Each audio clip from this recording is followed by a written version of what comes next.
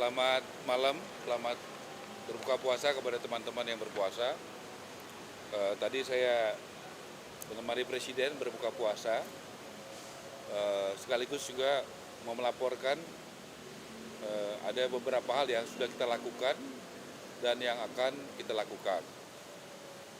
Yang pertama, tadi Presiden meminta untuk supaya hal-hal yang kebijakan yang pro rakyat oleh Presiden Prabowo, ya, yang dari tadinya bayar menjadi gratis, yaitu BPHTB tadinya 5% menjadi 0, kemudian juga restribusi PBG, ya, PBG persetujuan bangunan gedung dari bayar jadi 0, dan PPN ini ditanggung pemerintah sampai Juni 2025, ini supaya disosialisasikan secara masif ke daerah supaya bisa dinikmati oleh MBR. Ini khusus kebijakan untuk MBR, yaitu masyarakat berpenghasilan rendah.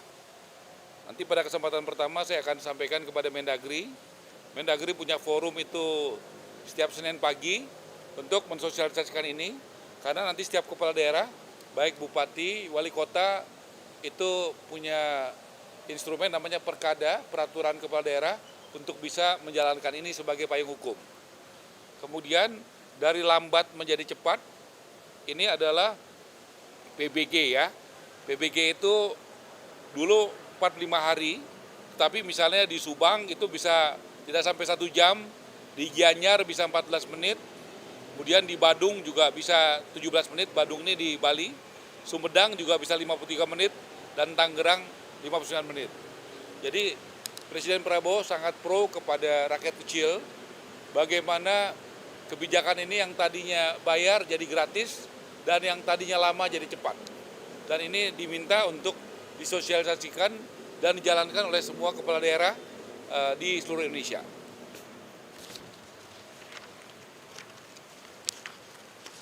Kemudian saya laporkan progres Wisma Atlet, 3 tower itu yang Pademangan, ada 3 tower, 8, 9, 10 sudah selesai, sudah siap diserah terimakan. Nanti ada yang menghuni, ada bagi masyarakat dan juga bagi ASN, nanti yang mendistribusikannya adalah Menseknek. Ini di Wisma Atlet, karena ini adalah dulu adalah momentum yang sangat bersejarah buat bangsa kita, karena pada saat COVID itu begitu banyak dokter kita dan perawat yang berjuang, ya, yang menyelamatkan jiwa-jiwa warga Indonesia yang kena COVID. Jadi kita berusaha untuk membuatnya dengan sebaik-baiknya. Kemudian juga pembangunan tower di IKN, itu yang sudah selesai 20 tower. 20 tower ini sudah selesai, dan itu bisa digunakan. 20 tower sudah selesai. Kemudian ini capaian rumah subsidi, FLPP. Jadi saya bisa disorot, ya. Ini datanya. Jadi yang berjalan pembangunan 9.330, ready stock 14.042, persetujuan kredit artinya dari banknya udah setuju 19.643, yang akad kredit tapi belum cair 20.603, total 63.618. Kemudian yang sudah sampai kepada masyarakat itu 69.000. Ini akad dan sudah cair. Akad Tapera khusus PNS yang sudah terbangun dan akad 1.384. Jadi totalnya 134.937. Ini bank penyalurnya, ya. Dan ini asosiasi yang membangun. Untuk tahun 2025 kita menyiapkan yang sudah ada DIPA-nya 220.000 rumah subsidi. Kemudian saya juga laporkan rumah subsidi yang kami sudah turun, banyak yang bagus, yang jalannya bagus, temboknya nggak retak, ubinnya juga rata, airnya bagus, penghijauannya bagus.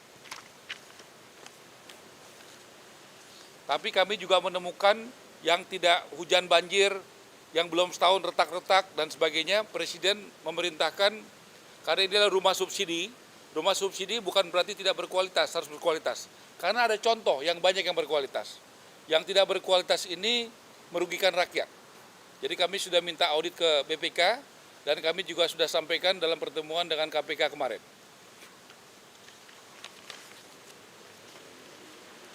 Kemudian kami laporkan, kami sudah melakukan groundbreaking dengan TNI Angkatan Darat. Ini dengan TNI Angkatan Darat, kami melakukannya di Serang. Total 5.760 unit. Ya, itu ada di beberapa tempat, yang ada di Brebes, ya, ada di Bogor, ada di Bantul, ada di Bekasi, dan ada di Serang. Kemudian juga kami sudah melakukan groundbreaking dengan Polri, dengan Bapak Kapolri di Kerawang. Total itu 14.389 unit. Nah ini, saya pikir teman-teman sebagian juga hadir. Kemudian mohon doanya, kita tanggal 25 Maret itu akan memulai menyerahkan kunci. Jadi bukan groundbreaking ya, menyerahkan kunci kepada guru-guru. Kita akan buat tanggal 25 Maret. Ada di Bogor, ada di Makassar, ada di Aceh dan Medan, ada di Pontianak, ada di Kupang, ada di Bangkalan, Madura, ada di Jayapura. Totalnya kita 20.000 unit rumah. 20.000 unit rumah, dan nanti pada saat penyerahan kunci simbolis pada tanggal 25 Maret, total itu sekitar 250 rumah. Sekitar 250 rumah. Kemudian kami sudah meminta waktu Presiden untuk bulan depan hadir pada saat penyerahan kepada warga negara Indonesia yang tidak punya gaji, ya, yang tidak punya gaji seperti pedagang sayur, pedagang bakso, dia tidak punya gaji, dia tapi punya usaha, dia punya penghasilan. Dan kami akan melakukannya di bulan April, ya, akhir April, kita siapkan paling tidak sekitar 25.000 unit. Ya. Ini akan kita buat sekitar tanggal 25 April di Jawa Barat, Jawa Tengah, Sulawesi Selatan, Sumatera Selatan, Kalimantan Selatan, Nusa Tenggara Barat, dan masih banyak lagi daerah lainnya. Rencana kita akan pada saat akad, pas acara, paling enggak 1.000 orang, 1.000 kita akan serahkan.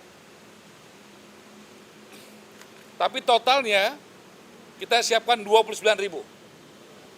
Ya, secara bertahap. Tapi pada acara kita akan siapkan 1.000 unit minimal.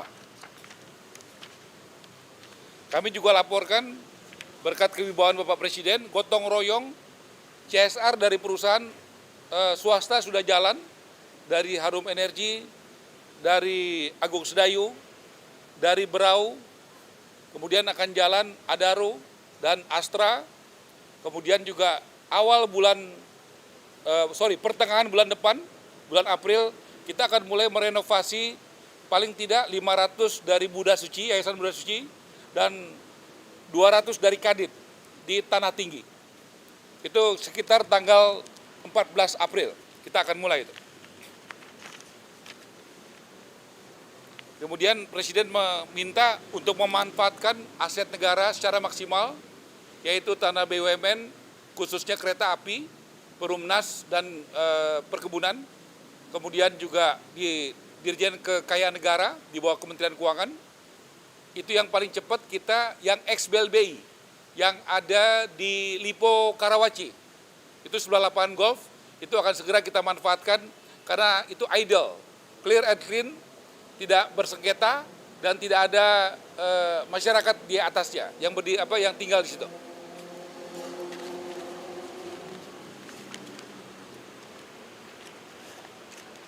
Kemudian saya juga harus laporkan, sesuai Undang-Undang Cipta Kerja, itu harus dibentuk Badan Percepatan Penyelenggaraan Perumahan BP3. BP3 ini adalah hunian berimbang, di mana pengembang kalau dia membangun satu rumah mewah, dia wajib membangun 2 rumah yang sedang dan 3 rumah yang sederhana. Ini untuk mengedepankan keadilan sosial. Jadi ini sangat penting bagaimana Bapak Presiden selalu dengan Pancasila dan Konstitusi ada keadilan sosial. Jadi BP3 ini akan segera kita bentuk supaya ini bisa berjalan soal keadilan. Saya rasa itu, terima kasih teman-teman. Saya rasa cukup ya.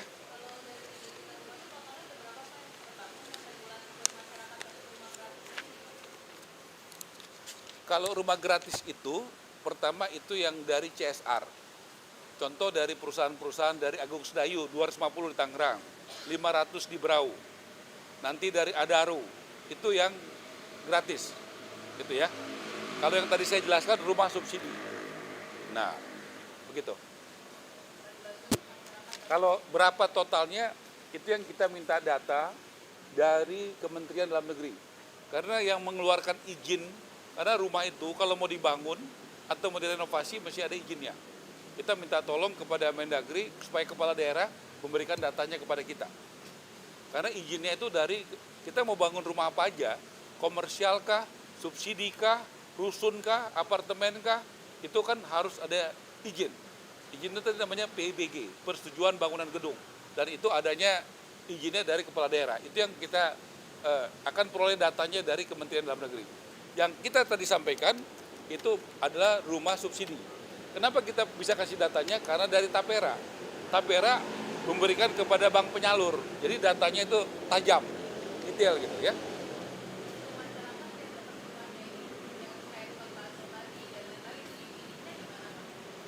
Tentu ada mekanisme bank, dia tidak punya gaji, tapi punya penghasilan.